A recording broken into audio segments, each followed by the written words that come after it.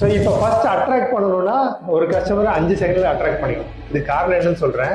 Psychological study படி இதுக்கு முன்னாடி, அதாவது ஒரு 2019லயோ 20லயோ நம்மளோட கஸ்டமர் அட்ராக்ஷன் ஸ்பேன் எவ்வளோ இருந்துச்சுன்னா 18 செகண்ட். சிம்பிளி நம்ம சோஷியல் மீடியாவில் வின் பண்ணணும்னா நம்ம ஒரு 3 விஷயத்தை ஃபாலோ பண்ணணும். சிம்பிளா 3 விஷயம்.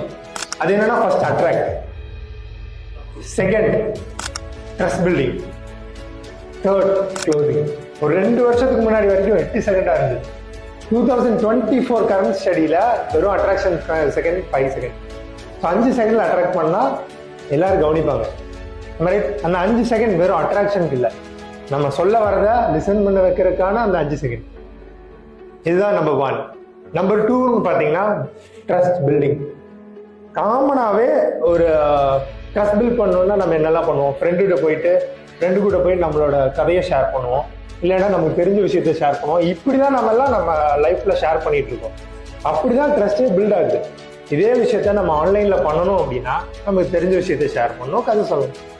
சரி, ஸோ ஸ்டோரி டெல்லிங்கும் எஜுகேஷனும் கொடுத்தீங்க அப்படின்னா ஆட்டோமேட்டிக்காக மக்களுக்கு ட்ரஸ்ட் பில்ட் ஆகும். இந்த 2 விஷயத்தையும் நம்ம எம்பெட் பண்ணி பண்ணும்போது எல்லாருமே நம்ம வீடியோஸை பார்க்க ஆரம்பிக்கிறாங்க.